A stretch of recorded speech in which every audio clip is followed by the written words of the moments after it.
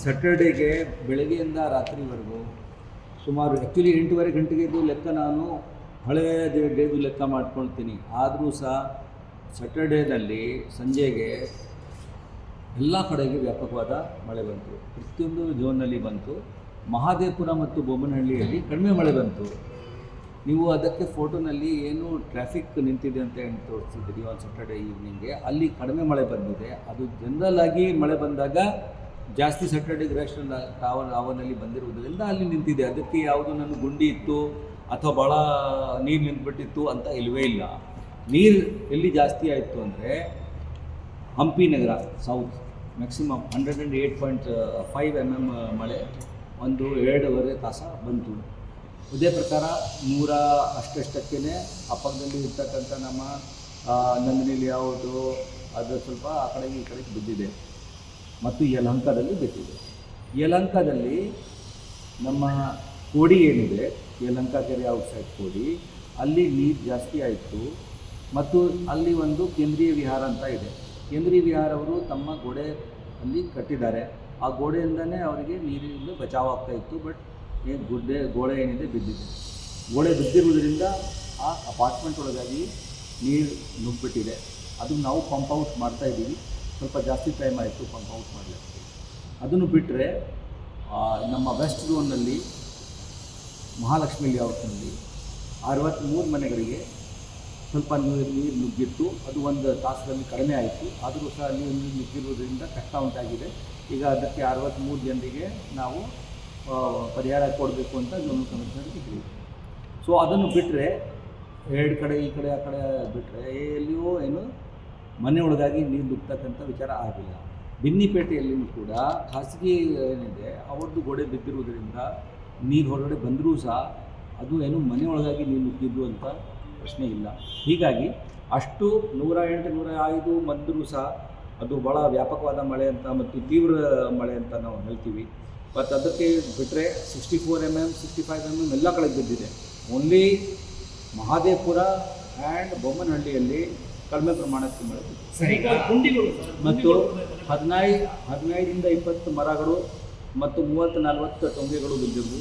ಅದನ್ನು ಕೂಡ ನಾವು ಸಂಡೇಗೆ ತರಿಸಿದ್ದೀವಿ. ಕೇಂದ್ರೀಯ ವಿಹಾರ ಅಪಾರ್ಟ್ಮೆಂಟಲ್ಲಿ ನೇರಗಡೆ ಯಾರು ಮಾಡ್ತಾರೆ, ಯಾರು ಮಾಡಲ್ಲ. ಅವ್ರದ್ದು ಗೋಡೆ ಬಿದ್ದಿರುವುದರಿಂದ ನಮ್ಗೆ ಏನು ಮಾಡಲಿಕ್ಕೆ ಬರ್ತದೆ? ಕೆರೆ ಕೊಡಿ ಅರ್ಥ ಮಾಡಿಕೊಡ್ರಿ. ಅದಕ್ಕೆ ಯಾವಾಗಲೂ ಕಷ್ಟಪಡ್ತೀವಿ. ಕೇಂದ್ರೀಯ ವಿಹಾರ ಯಾವ ಜಾಗದಲ್ಲಿ ಇದೆ ಅದು ನಮ್ಮ ಕೋಡಿಗಿಂತ ಕೆಳಗಡೆ ಇದೆ. ಅದು ಹೇಗಾಗಿದ್ರೂ ಅವರು ನಮ್ಮ ಎಷ್ಟು ನಾವು ಪ್ರಮಾಣಕ್ಕೆ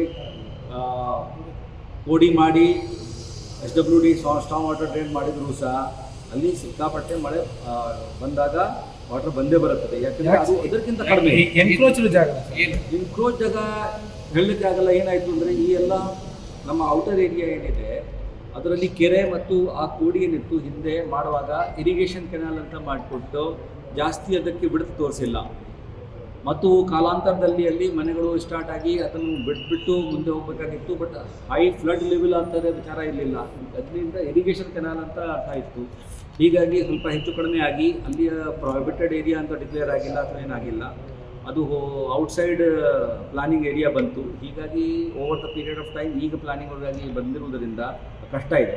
ಆ ಕಷ್ಟ ಯಾವಾಗಲೂ ಇರುತ್ತೆ. ಆದರೂ ಸಹ ನಾವು ಅದಕ್ಕೆ ತಾಂತ್ರಿಕವಾಗಿ ನಮ್ಮ ಕಡೆಯಿಂದನೇ ರಿವಿಟ್ಮೆಂಟ್ ಸ್ವಲ್ಪ ಮಾಡಬೇಕು ಅಂತ ಯೋಚನೆ ಮಾಡ್ತಾ ಇದ್ದೀವಿ. ರಿವಿಟ್ಮೆಂಟ್ ಮಾಡಿ ಇನ್ನೊಂದು ಕಾಲುವೆ ಏನಾದರೂ ಮಾಡಬೇಕಾ ಹೇಗೆ ಅಂತ ನಾವೇ ಯೋಚನೆ ಮಾಡ್ತಾ ಇದ್ದೀವಿ. ಪರಿಹಾರ ಎಷ್ಟು ಕೊಡ್ತಾ ಇದೆ ಸರ್ ಮಳೆಯಿಂದ ಹಾನಿ? ಪರಿಹಾರ ಆ್ಯಕ್ಚುಲಿ ನಮ್ಮ ಪರಿಹಾರ ರೂಲ್ ನೋಡಿದರೆ ಮನೆಗೆ ನುಗ್ಗಿ 48 ತಾಸು ನಿಂತರೆ ಮಾತ್ರ ಕೊಡಬೇಕು ಅಂತ ಇದೆ ಡಿಸಾಸ್ಟರ್ ಮ್ಯಾನೇಜ್ಮೆಂಟ್ ರೂಲ್ನಲ್ಲಿ. ಬಟ್ ನಾವು ಬೆಂಗಳೂರಿನಲ್ಲಿ ಆ ಥರ ಹೋಗ್ತಾ ಇಲ್ಲ. ಹಿಂದೆನೂ ಕೂಡ ಯಾರು ಮನೆ ಒಳಗಾಗಿ ನುಗ್ಗಿಬಿಟ್ಟಿದೆ ಅಂದರೆ 10,000 ಕೊಟ್ಬಿಡ್ತೇವೆ.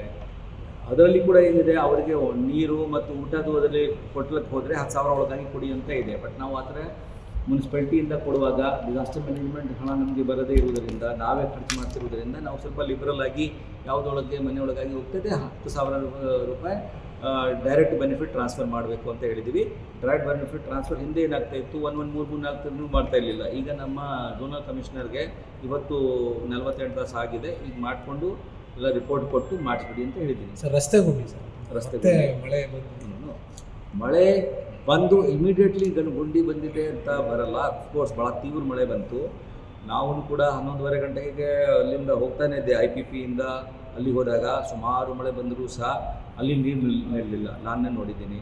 ನೀರು ನಿಂತಿದ್ದು ಎಲ್ಲಿ ಹೆಬ್ಬಾಳ ಸರ್ವಿಸ್ ಲೈನ್ನಲ್ಲಿ ಮಾತ್ರ ನಿಂತಿದೆ. ಅದಕ್ಕಾಗಿ ಸ್ವಲ್ಪ ಈ ಕಡೆ ಆ ಕಡೆ ಕಷ್ಟ ಉಂಟಾಗಿರ್ಬೋದು. ಸರ್ವಿಸ್ ಲೈನ್ಸ್ನಲ್ಲಿ ಈ ಕಡೆ ಆ ಕಡೆ ಕಷ್ಟ ಉಂಟಾಗಿದೆ. ಅದು ಕೂಡ ಪಾಟ್ ಹೋಲ್ಸ್ ಈಗ ಮಳೆ ಇನ್ನೂ 2-3 ದಿವಸ ಇರುತ್ತೆ. ಬರೀ ಕೋಲ್ಡ್ ಮಿಕ್ಸಿಂದ 2-3 ದಿವಸ ಮಾಡಬೇಕಾಗಿರುತ್ತದೆ. ಆಮೇಲೆ ಏನೇನು ಮಳೆ ಇರಲ್ಲ. ಅದು ನಾವು ನಮ್ಮದು ಕಾರ್ಯಕ್ರಮ ಏನಿದೆ ಈಗಲೂ ಕೂಡ ನಾನು ಹೇಳ್ತೀನಿಲ್ಲ, ದಿನನಿತ್ಯ ನಾವು 800 ಗುಂಡಿಗಳು ಮುಚ್ತೇವೆ. ಪುನಃ ನೆಕ್ಸ್ಟ್ ಡೇ ಬೆಳಿಗ್ಗೆ ನೋಡ್ಲಿಕ್ಕೆ ಹೋದಾಗ 800 ಇದ್ದೇ ಇರುತ್ತೆ. ಈಗಲೂ ಕೂಡ 800 ಇದೆ. ನಾನು ಪ್ರತಿ ದಿವಸ ನೋಡ್ತಾ ಇದ್ದೀನಿ. 800ಕ್ಕಿಂತ ಕಡಿಮೆನೇ ಆಗ್ತಿಲ್ಲ. 816, 803, ಇವತ್ತು ಕೂಡ 800 ಸಮಥಿಂಗ್ ಇಸ್ ದೇರ್. ಹಾಕಿದ ಡಾಂಬರ್ ಎಷ್ಟು ಬಿಡ್ತೀವಿ ಸರ್? ಈಗ ಒಂದು 20 ದಿನ ಆಗಿದ್ದ ಡಾಂಬರ್ ಮತ್ತೆ ಒಂದೇ ಮಳೆ ಕಿತ್ತು ಬಿಡ್ತದೆ, ಮತ್ತೆ ಗುಂಡಿ ಬಿಡ್ತದೆ. ನೀವು ಎಲ್ಲಿ ಕಿತ್ತು ಬಂದಿದೆ ಅಂತ ಸ್ವಲ್ಪ ಫೋಟೋ ಲಿಂಕ್ ಅದಕ್ಕೆ ನಾವು ಎನ್ಕ್ವೈರಿ ಮಾಡ್ತೀವಿ ಅದು ಯಾವಾಗ ಹಾಕಿದ್ದು ಏನಾಯಿತು ಅಂತ. ಬಿಕಾಸ್ ಜನರಲಿ ಏನಿರುತ್ತೆ, ಒಂದು ಗುಂಡಿ ಬಿದ್ದಿದೆ ಅಂದರೆ ಫೋಟೋ ಹಾಕ್ಕೊಂಡು ಹೇಳ್ಬೋದು ಇದು ನಿನ್ನೆ ಆಯಿತು ಮೊನ್ನೆ ಆಯಿತು ಅಂತ ಚೆಕ್ ಮಾಡ್ಕೋತೀವಿ. ಸರ್ ಈ ಖಾತಾ ಸರ್ ಯಾಕೆ ಸರ್ ಈ ಖಾತಾನ ಪ್ರಾಪರ್ ಆಗಿ ಇದು ಮಾಡೋಕ್ಕಾಗ್ತಿಲ್ಲ, ಸಮಸ್ಯೆ ಆಗ್ತಿದೆ. ಏನು ಈ ಖಾತಾ ಭಾಳ ಪ್ರಾಪರಾಗಿ ಮಾಡ್ತಾ ಇದ್ದೀವಿ ನಾವು. ಈಗ ನೋಡಿ, ಕೆಲವು ಸಲ ನಾವು ಹೊಸ ತಂತ್ರಜ್ಞಾನ ಮಾಡುವಾಗ ಜನರಿಗೆ ಕಷ್ಟ ಉಂಟಾಗ್ತದೆ. ಬಟ್ ಬೆಟರ್ ಏನಿದೆ, ನೀವು ಎಲ್ಲರೂ ಫಸ್ಟ್ ನಿಮ್ಮ ಹೆಸರಿನಲ್ಲಿ ಡ್ರಾಫ್ಟ್ ಈ ಖಾತಾ ಏನಿದೆ ತೆಗೀರಿ. ಆಗ ನಿಮ್ಗೆ ಗೊತ್ತಾಗ್ತದೆ ಡ್ರಾಫ್ಟ್ ಈ ಖಾತಾ ಹಳೆಯ ವಾರ್ಡ್ ಪ್ರಕಾರ ನಿಮ್ಮ ಹೆಸರು ಇದನ್ನು ಮಾಡಿಕೊಂಡು ಫಸ್ಟ್ ನೀವು ಬಂದು ತೆಗೆದು ನೋಡಿದರೆ ನಿಮಗೆ ಬರುತ್ತೆ, ಇದನ್ನು ಒಂದು ವಿಶ್ವಾಸ ಬರುತ್ತೆ. ಗೊತ್ತಾಯ್ತಾ? ನೀವು ಯಾರ್ಯಾರು ಮಾತು ಕೇಳಿಬಿಟ್ಟು ಹೇಳಿದಾಗ ಅವಶ್ಯಕತೆ ಇಲ್ಲ. ನಿಮ್ಮಲ್ಲಿ ಎಲ್ಲರಿಗೂ ಒಬ್ಬೊಬ್ಬರಿಗೆ ಪ್ರಾಪರ್ಟಿ ಇರ್ಬೋದು. ಆ ಪ್ರಾಪರ್ಟಿ ನೀವು ನಿಮ್ಮ ಹೆಸರಿಂದ ಅಥವಾ ವಾರ್ಡಿಂದ ಗುರುತು ಮಾಡಿಕೊಂಡು ಬನ್ನಿ. ಆಗ ಇದರಲ್ಲಿ ಏನು